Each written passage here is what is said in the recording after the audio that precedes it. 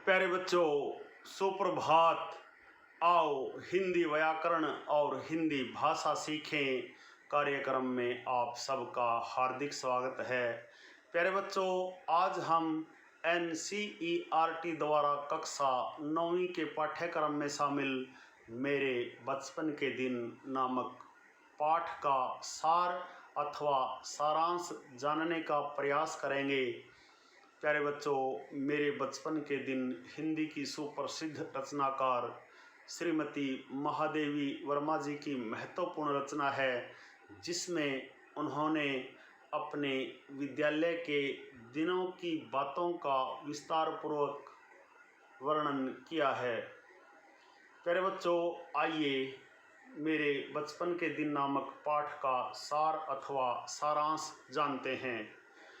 प्यारे बच्चों, मेरे बचपन के दिन पाठ या संस्मरण लेखिका महादेवी वर्मा जी के द्वारा लिखित है। इस संस्मरण के माध्यम से लेखिका अपने विद्यालय के दिनों की बातों का उल्लेख कर रही है। प्रस्तुत संस्मरण में लेखिका के द्वारा अपनी सहपाठिनों और समाज में लड़कियों के प्रति सोच, छात्रावास का जीवन और आज़ादी के आंदोलनों का सजीव वर्णन किया गया है।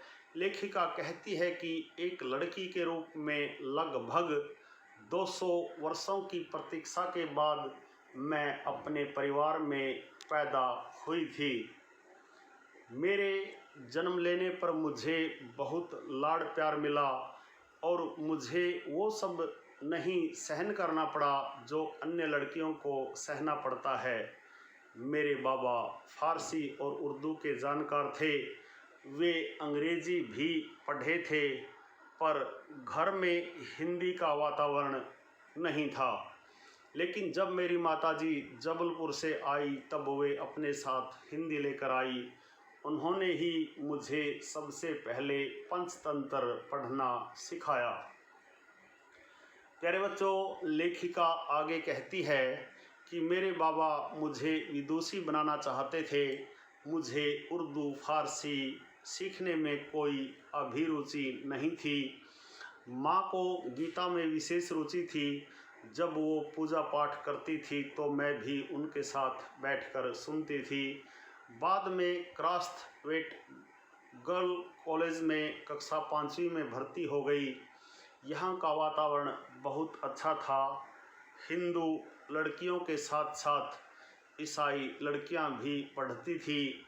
लेखिका को वहाँ छात्रावास में पहली दोस्त के रूप में सुभद्रा कुमारी चौहान मिली। लेखिका से सुभद्रा कुमारी चौहान 2 साल सीनियर थी और कविता लिखा करती थी। लेखिका भी बचपन से तुक मिलाया करती थी। प्यारे बच्चों, लेखिका आगे कहती है कि मेरी माँ लिखती और गाती भी थी। विशेष रूप से मीरा के पद गाना पसंद करती थी। माँ को सुन सुनकर मैंने भी ब्रज भाषा में लिखना आरंभ किया। उस समय सुभद्रा कुमारी जी खड़ी बोली में लिखती थी और प्रतिष्ठित भी थी। मैं उनसे छिपकर कविता लिखा करती थी। एक दिन उन्होंने मुझसे कहा, महादेवी, तुम कविता लिखती हो? तो मैंने न में जवाब दिया। अतः वो जान गई कि मैं कविता लिखती हूँ, तो मैंने सहज ही स्वीकार कर लिया। तत्पश्चात हमारी मित्रता हो गई। प्यारे बच्चों, उन दिनों स्त्री दर्पण नामक एक पत्रिका निकलती थी। उसमें लेखिका और सुभद्रा जी दोनों अपनी अपनी कविताएं भेजा करती थी और वो कविताएं छप भी जाया करती थी। दोनों कवि सम्मेलनों में भी जाने लगी।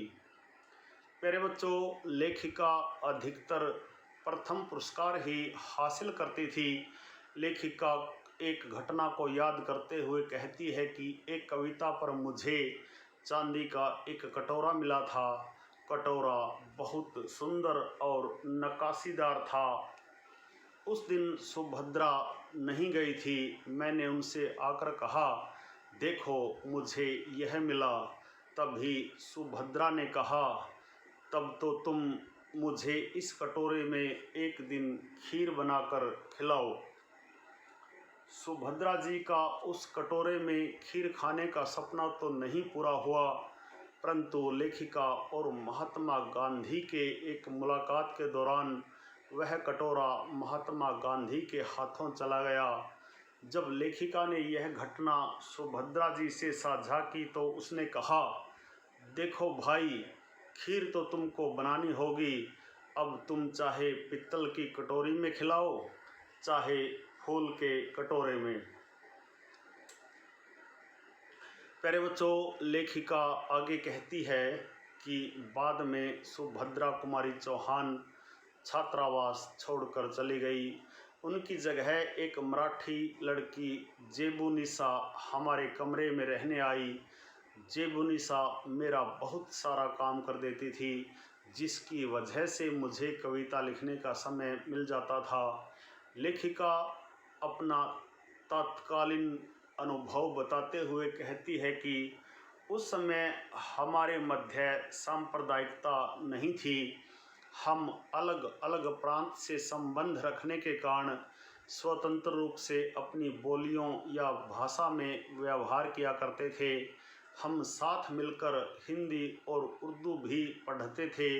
हम एक मेस में खाना खाते थे और बिना किसी विवाद के एक प्रार्थना में खड़े होते थे। प्यारे बच्चों, लेखिका बचपन में जहाँ रहती थी वहाँ उनके घर के पड़ोस में रहने वाले नवाब साहब के परिवार से उनके बहुत अच्छे संबंध थे। दोनों परिवार एक दूसरे से घुल मिल गए थे, एक दूसरे का जन्मदिन भी मिलकर मनाया करते थे, एक दूसरे के त्योहारों में शामिल हुआ करते थे।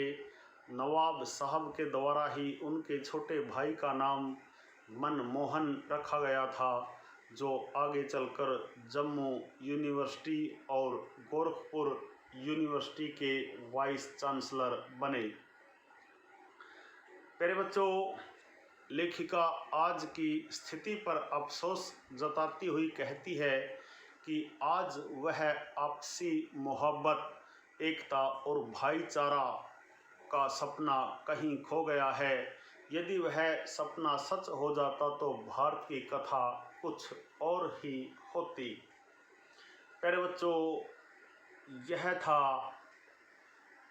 महादेवी वर्मा जी द्वारा रचित मेरे बचपन के दिन नामक पाठ का सार अथवा सारांश। आशा है आपको अच्छी प्रकार से समझ में आया होगा। प्यारे बच्चों, यदि आप भी एक दो बार और इस वीडियो को ध्यानपूर्वक सुनेंगे तो आपको महादेवी वर्मा जी द्वारा रचित मेरे बचपन के दिन नामक पाठ का सार अथवा सारांश अच्छी प्रकार से समझ में आ जाएगा।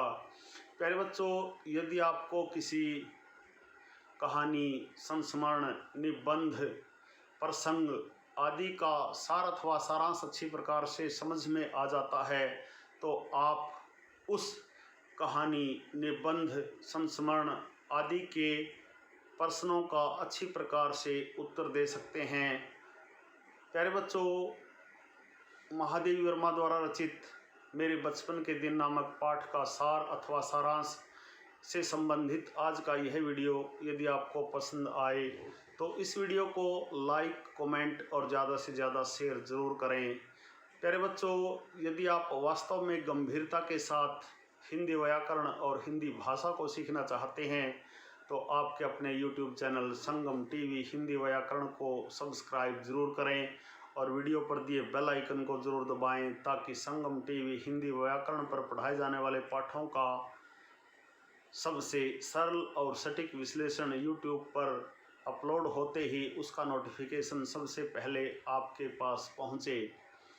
प्यारे बच्चों, अगले वीडियो में मेरे बचपन के दिन नामक पाठ के अभ्यास के प्रश्न उत्तर सीखने का प्रयास करेंगे। प्यारे बच्चों, खुश रहें, मस्त रहें, योगा करें, स्वस्थ रहें। आपका दिन मंगलमय हो।